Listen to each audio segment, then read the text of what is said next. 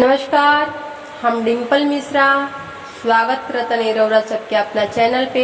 आज हम अपना चैनल पे आप सब खातिर लेके आए बने एक अच्छा सा प्यारा सा शिव जी के गीत।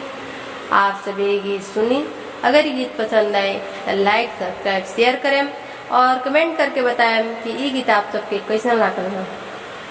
गौरी पीसे चलली भांग हो पीसा गल अंगूरी, गौरी पीसे चलली भांग हो पीसा गल अंगूरी, भोला ठोकेले कपार हो भोला ठोकेले कपार, गौरी मिललस पागली भोला ठोकेले कपार, गौरी मिललस पागली।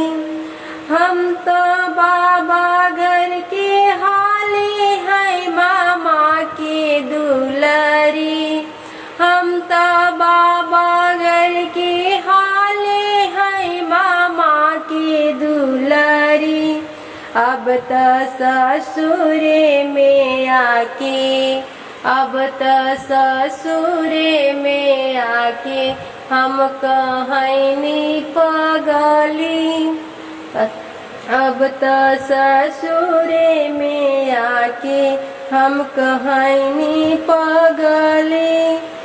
गौरी पीसे चलली भांग हो पीसा गल अंगूरी, गौरी पीसे चलली भांग हो पीसा गल अंगूरी, भोला ठोकेले कपार, गौरी मिललस पागली भोला ठोकेले कपार, गौरी मिललस पागली।